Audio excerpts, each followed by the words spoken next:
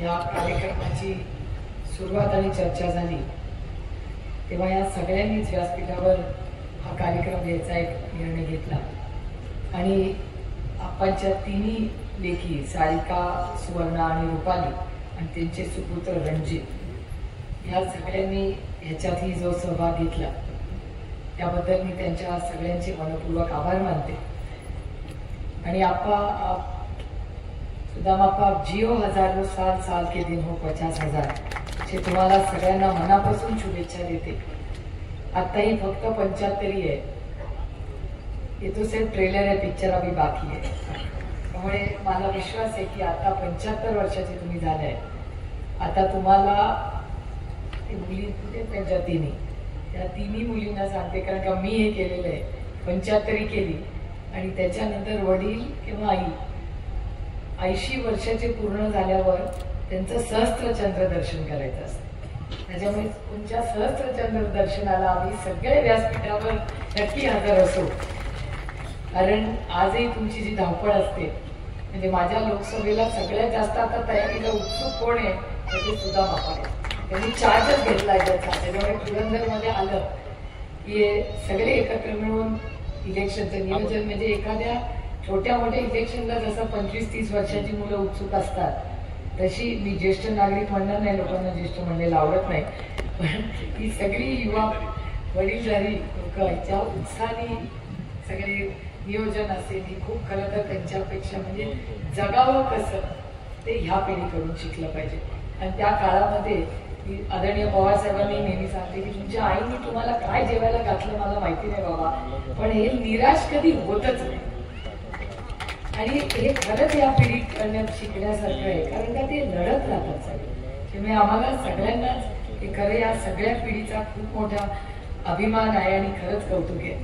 मगाचपासून मानेदादा 3 वेळा एक गोष्ट बोलले, त्यांनी सातत्याने सुदाम अप्पांना मला आदर्श संसद रत्न, आदर्श जिल्हा परिषद मेंबर, मानेदादा मला थोडीशी आपल्याला विनंती आहे, आज नंतर आम्हाला काही म्हणा पण आदर्श म्हणू नका, कारण का समाजात गैरसमज होतात। आदर्श शब्दाची थोडीशी महाराष्ट्रात जरा गडबड झालेली आहे, पण खरंच आहे की आदर्श आपण त्यांचं काम हे सगळ्यांनी पाहिलेलं आहे।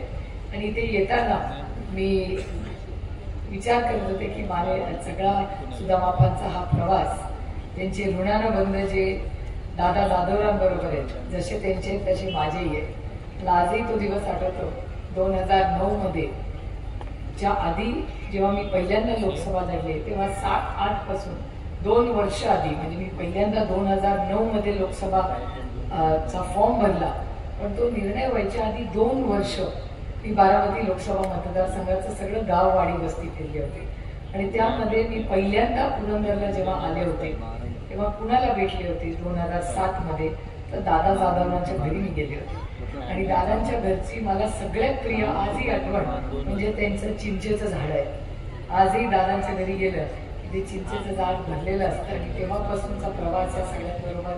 नंतर मी सासवडला आले होते आणि तेव्हा संजय भाऊंचे वडील काका हयात होते, तेव्हा काकांना आम्ही भेटायला बँकेत गेलो होतो आणि तेव्हापासूनचा प्रवास आणि गेले 15-17 वर्ष आपण सगळे एकत्र काम करतो, त्याच्यात प्रत्येकाकडून काहीतरी वेगळं शिकायची संधी मिळाली। आणि त्यानंतर सुदाम अप्पाही कार्यरत होते, पण त्यानंतर एक खूप मोठी जबाबदारी ही सारिकावर त्यांनी दिली आणि एक अतिशय कर्तृत्ववान मुलगी म्हणून सारिकाचं काम आपण सगळ्यांनी 5 वर्ष पाहिलेलं आहे। सुदाम अप्पांचं मार्गदर्शन होतंच, पण त्याबरोबर त्यांच्या लेखीसाठी त्यांनी एक गार्डियन म्हणून काम केलं, त्यांच्या लेखीचंही कर्तृत्व आपण सगळ्यांनी पाहिलेलं आहे। खरंच सारिका, तिचं बाळ लहान होतं मला आठवतंय, तरी जिल्हा परिषदचं काम आणि बाळ हे दोन्हीचा बॅलन्स अतिशय उत्तम पद्धतीने सारिकाने केला आहे। हे सगळे संस्कार हे सुदाम अप्पांनी त्या लेखीवर आणि त्यांच्या सगळ्या कुटुंबावर केलेले आहेत। ही सगळी आपल्यासाठी खूप अनेक वर्षाचे कौटुंबिक हे अनुभव आहेत। मी आता इथे सगळ्यांचेच खरं आज येताना 15-18 वर्षाचे सगळ्यांचेच संबंध आज काही व्यासपीठावर नाही आहेत, पण नसले तरी ते मला विसरले असते तरी मी कोणाला विसरलेले नाही, कारण 15 वर्ष 3 वेळा आपण ह्या सगळ्यांच्याच मदतीने मी लोकसभेला निवडून गेले। त्याच्यात प्रत्येकाचा फुलाची पाळी प्रत्येकाचं योगदान आहे। आणि दिल्लीला पाठवताना प्रत्येकाचं योगदान मी आयुष्यभर ते विसरणार नाही. आणि पुरंदरवासियांनी 3 वेळा मला जो आशीर्वाद दिला, तुमच्यामुळे मी दिल्लीला जाऊ शकले. आणि दिल्लीत आपल्या मतदारसंघाच्या वतीने जे प्रश्न मांडण्याचा एक प्रांजळ प्रयत्न मी करत राहिले, त्याच्यामागे जेव्हा जेव्हा मी तिथे उभी राहते तेव्हा मी दौंड, इंदापूर, बारामती, पुरंदर, खडकवासला, बोरवेल्ला, मुळशीतल्या प्रत्येक मतदाराची नेहमी आठवण येते. कारण का तिथे मी जेव्हा उभी राहते तेव्हा माझी ओळख सुप्रिया सुळे नसते, माझी ओळख बारामती लोकसभा मतदारसंघच असते. त्यामुळे तुमच्या सगळ्यांमुळे आज एक खूप मोठी संधी आपण मला 3 वेळा दिली. आणि त्याच्यामध्ये दर इलेक्शनला सुदामाप्पांचं प्रचंड योगदान राहिलेलं आहे. त्यांच्याही कामाची परिस्थिती मला जरा खरं तर हे भाषण जे सुरेश भाऊंनी केलं ते भाषण ऐकून मला जरा काळजी वाटायला लागली. याचं कारण असं की आजच इथे यायच्या आधी मी पत्रकारांना बाईट देऊन आले होते की काय महाराष्ट्राचं राजकारण झालंय बघा. की आज आम्हाला कानावर यायचं की कॅबिनेटमध्ये गँगवॉर चालू असं लोक म्हणतात, भांडणं होतात. आता ती ज्या वास्तू आम्ही लोकशाहीचं मंदिर म्हणतो अशा विधान भवनमध्ये सत्तेत असलेले मंत्री आणि सत्तेत असलेले आमदार जर मारामाऱ्या करायला लागत असेल तर कसं व्हायचं. पण सुरेश भाऊ, मला आनंद आहे की तुम्ही त्या सापाबद्दल आधी बोलला नव्हता. कारण का मला काळजी आहे सगळ्यांची की उद्या आता तर सगळ्याच हद्दी पार केल्या त्या सगळ्यांनी विधानसभेमध्ये, तर पुढच्या वेळेस कोणीतरी साप घेऊन जाईल. त्यामुळे आज जेव्हा संजय भाऊ मला भेटले म्हणले बरे आहात ना, मी म्हणले का.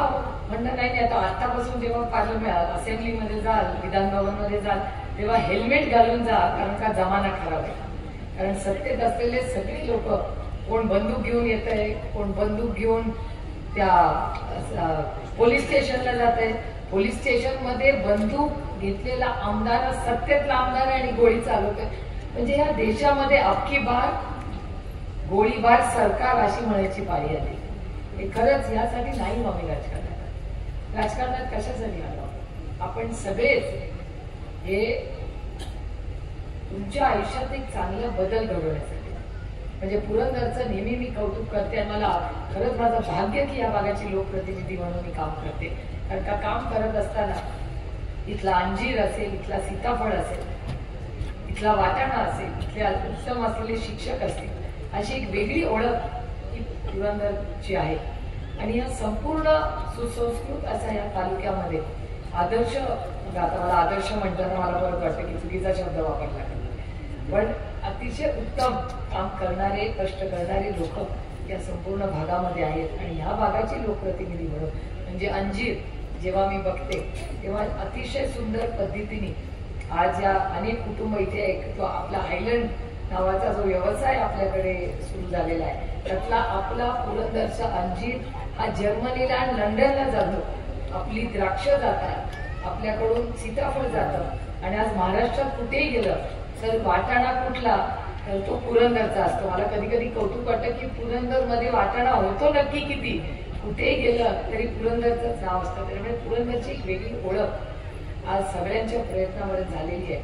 आणि अनेक आमदार इथून घेऊन गेले, त्यांनी सगळ्यांनी खूप सहकार्य केलं. या भागाचा विकास सगळ्यांनी एकत्र मिळून केला. आणि आज या भागात येत असताना सुदामाप्पांनी केलेलं जिल्हा परिषदचं काम, त्यांच्या कुठल्याही गावात आपण गेलं तर नळ योजना असेल, इथली मंदिरं असतील, तिथे शाळा असेल, खोल्या असतील, अंगणवाडी असेल, त्या सगळ्यात अतिशय उत्तम काम जर कुठल्या जिल्हा परिषदमध्ये झालं असेल तर ते सुदामाप्पांच्या माध्यमातून झालं. ही आपल्या सगळ्यांसाठी खूप अभिमानाची आणि कौतुकाची गोष्ट आहे. आणि सुदामाप्पांची एक गोष्ट ज्याच्याबद्दल कोणीच बोललेलं नाही ती मी सांगून माझं भाषण संपवणार आहे. सुदामाप्पा हे एक अभिनेता आहेत. हे कोणाला माहिती आहे का? त्यांनी एका सिनेमात काम केले, बरोबर? सिंहासन नावाचा सिनेमा सगळ्यांनी पाहिलाय का? त्या सिंहासन सिनेमामध्ये सुदामाप्पांनी काम केलेलं आहे. हे किती लोकांना खरं सांगा माहिती होतं की ते अभिनेता आहेत? तीन लोकांना माहिती आहे. 4-5 म्हणजे इथे 10,000 लोक आहेत, त्याच्यातल्या 6 लोकांना माहिती आहे. माझी सगळ्यांना विनंती आहे, आज घरी जा, युट्यूबवर सिंहासन नावाचा सिनेमा बघा आणि त्याच्यात तो लाईक करा जेव्हा सुदामाप्पा येतील तेव्हा. सांगा हा आपला माणूस तिथे आहे. पण सुधा बाप्पांनी त्याच्यामुळे त्यांच्यात खूप आहे, म्हणजे त्यांनी उत्तम काम केलंच आहे, पण त्यांना वाचनाची आवड आहे, गाण्याची आवड आहे, प्रवास करायची आवड आहे. आता ते इस्रायलला घेऊन गेले ते म्हणतात विजय कोलतेना. विजय कोलतेना आता तिथे काय काय झालं ते काही मी सांगणार नाही. माझं पोट खूप मोठं आहे, माझ्या पोटात खूप गोष्टी राहतात.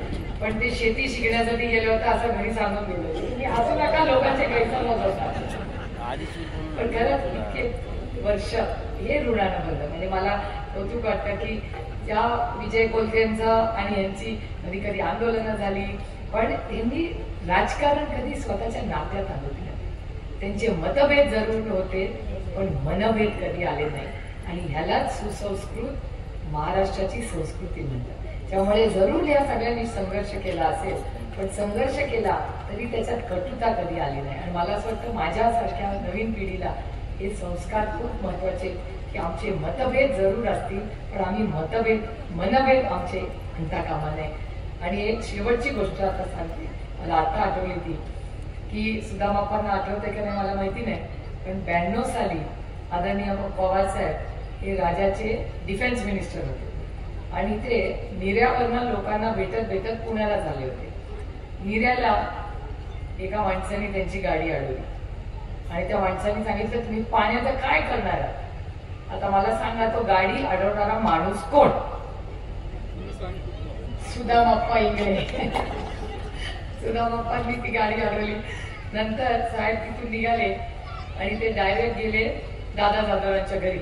आणि नंतर दुपारहून सुधा बाप्पा पण तिथे पोहोचले आणि तिथे पवार साहेब, सुधा बाप्पा आणि दादा जाधवरांनी लाडू खाल्ला. बरोबर, दिवाळी होती. त्यामुळे हेच तर गंमत असते. म्हणजे जरी त्यांनी विरोध केला असेल, तो पण पाण्यासाठी केला, गाडी अडवली, पण एवढी विचारांची वैचारिक प्रगल्भता होती की त्यानंतर 3 तासांनी जेव्हा ते दादांच्या घरी भेटले, तेव्हा त्यांनी सुसंस्कृतपणे एकामेकाला दिवाळीच्या शुभेच्छा दिल्या. मला वाटतं ह्याच्यात आपल्या सगळ्यांना खूप शिकण्यासारखं आहे, खूप चांगले अनुभव. आणि ही सगळी जी नाती आहेत व्यासपीठावर आणि खाली असणारे अनेक महत्वाचे नेते खाली आज बसलेले आहेत. त्यामुळे कुटुंब म्हणून अनेक वर्ष आपण सगळ्यांनी इथे उत्तम पद्धतीने काम केलेले आहे. मी माझ्या आणि संजय भाऊंच्या वतीने तुम्हाला शब्द देते की आजपर्यंत जी सुसंस्कृतपणा आज पाळलेला आहे, मी आज जालिंदर भाऊंचंही कौतुक करते की आज कुठलाही राजकीय विषय बाजूला ठेवून जालिंदर भाऊ आज जरी वेगळ्या विचाराच्या पक्षात काम करत असले तरी आज शुभेच्छा देण्यासाठी ते व्यासपीठावर आलेले आहेत. हेच आपण केलं पाहिजे. आणि ती सगळी जी वैचारिक आणि बैठक आहे आणि हे जे ऋणानं बंद आहेत ते माझ्याकडून आणि संजय भाऊंकडून कायम जपले जातील. आज त्यांच्या कुटुंबाला मी मनापासून शुभेच्छा देते. एक अतिशय देखणा असा कार्यक्रम आज त्यांचं कौतुक करण्यासाठी आपण आज जमलेलो आहोत. त्या सगळ्या कुटुंबाला मी मनापासून शुभेच्छा देऊन आज आम्हाला आमंत्रित केलं, आमचं अतिशय प्रेमाने स्वागत केलं, त्याबद्दल मनापासून आभार मानून पुन्हा एकदा आपल्याला मनापासून शुभेच्छा देऊन आपली रजा घेते. जय हिंद, जय महाराष्ट्र. आमची व्हिडिओ बातमी आवडल्यास लाईक, शेअर आणि समांतर चॅनलला सबस्क्राईब करायला विसरू नका.